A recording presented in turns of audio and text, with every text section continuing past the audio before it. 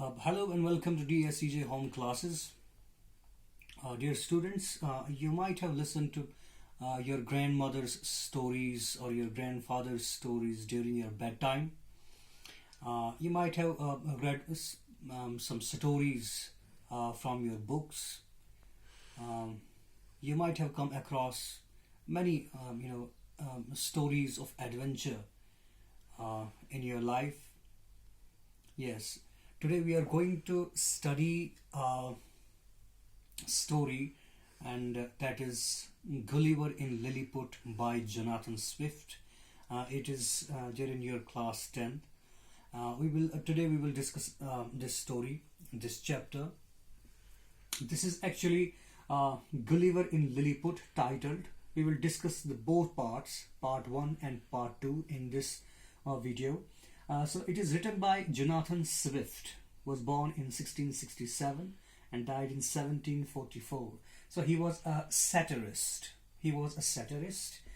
Satirist means a person or a writer who writes satires, who exposes the follies, the vices of human society, so that they could better the society, they could better themselves.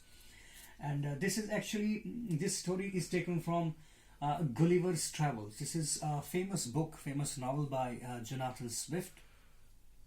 It is believed to be students, or you can say it is commonly considered a children's story book, but it was written as a satire, actually, with a deep meaning. So Gulliver in Lilliput is a voyage to Lilliput by Gulliver.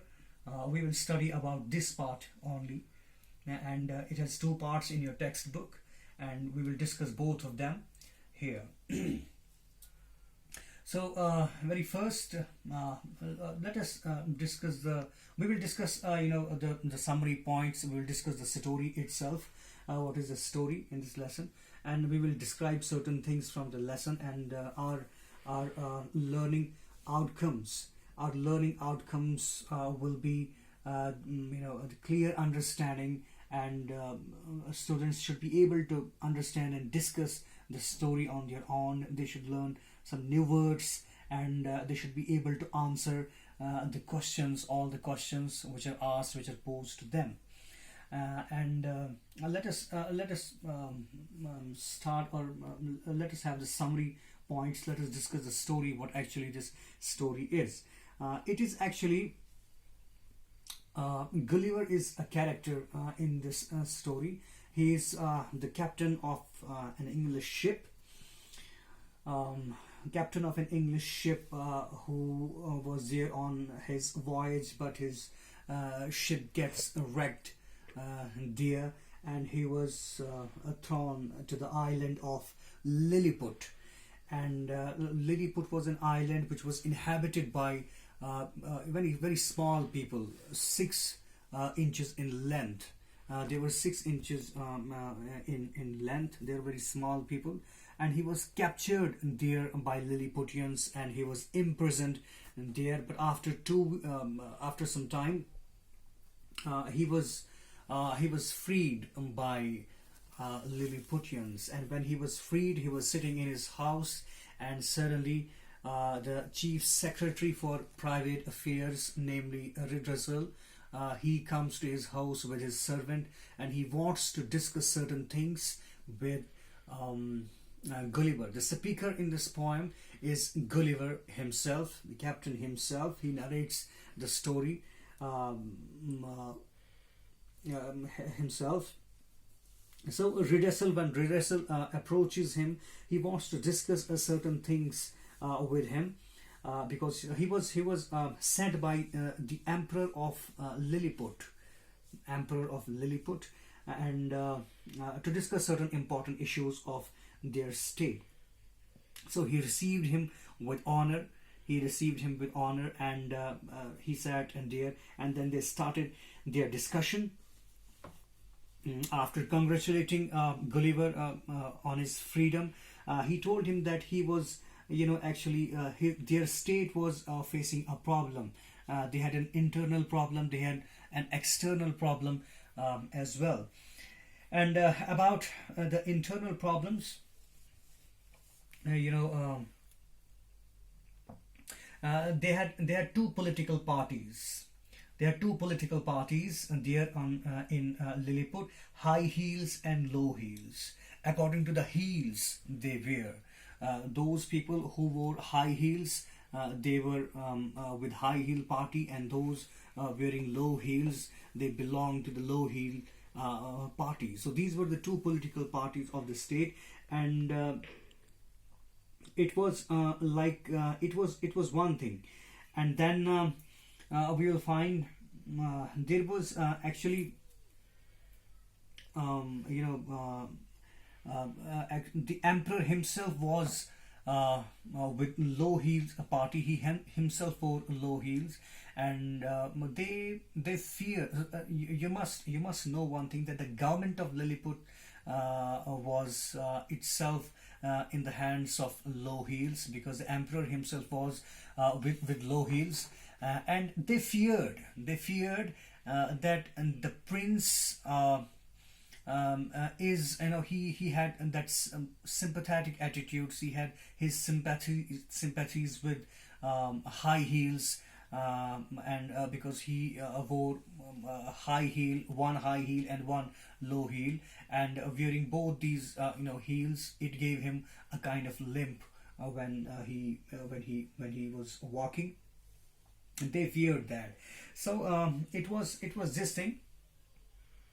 They actually it was so this was the problem. This was the internal problem. That now what added to this problem, the main thing is what there was there was an issue. They fought on a religious principle. And what was that principle? I would like to read it from the text itself. What was the principle, the religious principle over which they fought? Let us read it from the text. So you can see from the picture how Gulliver is holding a reed wrestle on his hand when he visited him, and he talked in that position with him. So you can see how small were Lilliputians. So the religious principle. The war began about a question of religious principle, namely whether one should break an egg at the bigger end or at the smaller end. The ancient practice, of course, was to break it at the bigger end, but the present emperor's grandfather, when he was a boy, happened to cut one of his fingers when breaking an egg at the bigger end. So the emperor, his father, published an order prohibiting the practice of breaking eggs at the bigger end. There was a bitter opposition to the new law, and there were frequent rebellions on account of it. An emperor lost his life and another his crown in these rebellions. Many hundred books were published about the question, but people were prohibited from reading the books of the big Indians. So this question, they fought over the question on a religious principle. It was what? Whether one should break an egg at the bigger end or at the smaller end. And the present emperor's grandfather, when he was a boy, he happened to cut one of his fingers while cutting the egg at the bigger end. The ancient practice of cutting the egg, breaking the egg, was from the bigger end, but when he cut his finger, what happened? His father, who was the then emperor, he changed the law, and he prohibited. He gave the orders, and in which he prohibited the practice of breaking an egg at the bigger ends, and he told them to start breaking the egg at the smaller end. So several thousand books were written. So many books were written on this question. The question, what is the right way, or what is the right way to break the egg? Several hundred books were written on this question. But there was what? There were many rebellions. almost 11,000 people, they suffered death, and some emperors lost their lives, and there were so many rebellions, and those people who were against this new law, they escaped to Blefuscu, which was another empire according to them. And the emperor of Blefuscu, he promised to help them, and he encouraged their rebellion. He encouraged them, and then what happened? He was directly interfering in the internal matters of Lilliput, which was not acceptable to Lilliputians. And then what happens? In the 54th chapter of their holy book, all believers shall break their egg at the convenient end.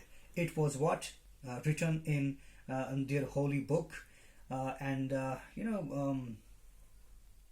they thought that this charge was baseless. Blefuscu's the emperor's Blefuscan emperor's charge was very baseless, and it was these things. And now Blefuscu, the emperor of Blefuscu, they were about to invade Lilliput with his army, helping those rebels from Lilliput. And at that time, the emperor of Lilliput wanted Gulliver's help, and then when it was Blefuscu's intervention, then Gulliver offered himself. He offered his help to Lilliputians, that yes, he would he would defend emperor's honor, and that the honor of the country in which he was living at that time. This is how the first part of this Gulliver, part 1, this is how it ends. Now we would discuss the second part also. In the second part of Gulliver in Lilliput, there is the description of enemy fleet is given, the description of channel is given, Gulliver's efforts, they are described, how did he save Lilliputians, and yes, and then how the Gulliver was made the lord on the spot by the emperor of Lilliput.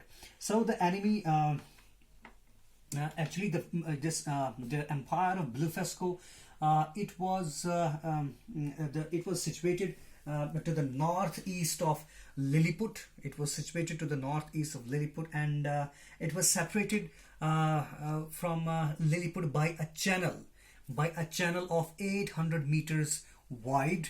It separated these two empires, and it was between Lilliput and Blefuscu. And he was told by one of the experienced seamen of Lilliput that this channel is 5 feet deep at most places and 6 feet at some places. And yes, it was it.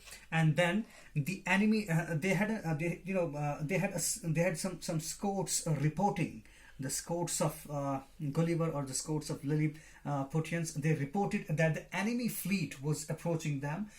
It was at the anchor in the harbor, ready to start with favorable wind. It was reported to Gulliver, and this enemy fleet was enemy fleet. It comprised of 50 warships and some other ships also, and in which they were Blefuscans. They were transporting men and women with these ships, so they were ready. The whole fleet was ready. And now what happens? This Gulliver, he collected certain things. He brought 50 cords, he brought 50 hooks, and field glasses. So he was armed with these things. So cord is a kind of cable or a kind of rope, and he had 50 hooks which he made from those needles, knitting needles, in both side of knitting needles, those iron bars. These hooks were made from those iron bars. And then what did he do? When he jumped into he waded into that river, that channel, and when he came close to the fleet of Bluefesco, they feared and they jumped into the channel, and they swam across it, and swam to the banks of it, and they feared him. They were scared of him when they saw Gulliver, who was of huge size, and it was this. Though he fastened those 50 cords with those 50 warships, and he fastened the hooks with those warships, and then he knotted them. He knotted those 50 cords at one end, and he holding that knotted end of the cords, he drew the whole fleet with him after cutting them at anchor,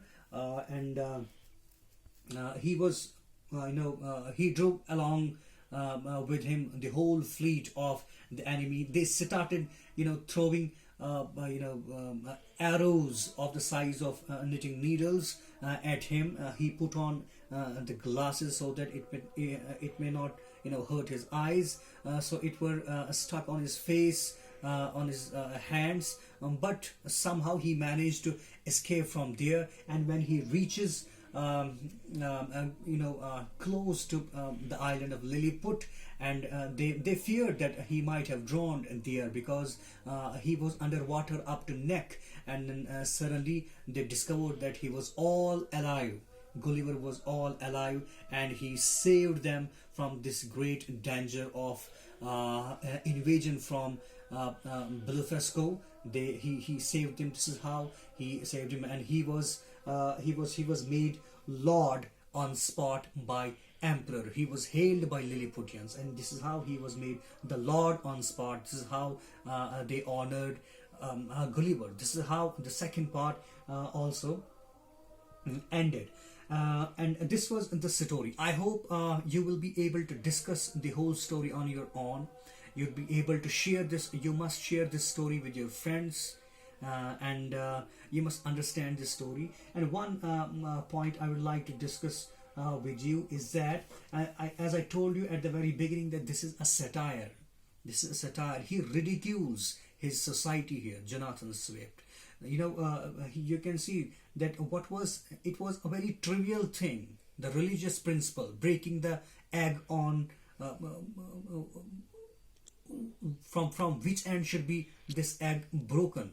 This was their religious principle. This was the trivial issue on which they were fighting with each other. So he was ridiculing the politics of his times. He was criticizing the politics of his time. Satire means to criticize certain follies of people, so that they could better themselves. They could develop themselves. That's why he is doing so. So this was a trivial matter, trivial issue upon which they were fighting. The government of his country were, it was certain. They were engaged in these smaller issues instead of helping the poor people of the country. They were engaged in these trivial things, fighting over these trivial issues. This is how he wanted to better them.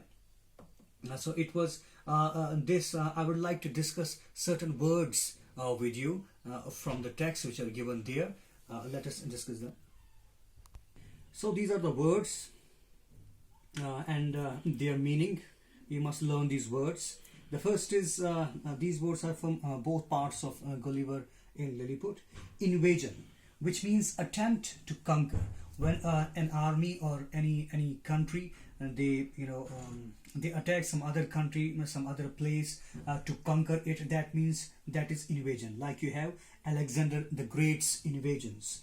Then we have empire. Empire means group of countries ruled by a single person. Group of many countries ruled by a single person. And like the example, you have British Empire once, you have Ottoman Empire. You have these examples. Then we have Scout. Scout means a person, especially a soldier.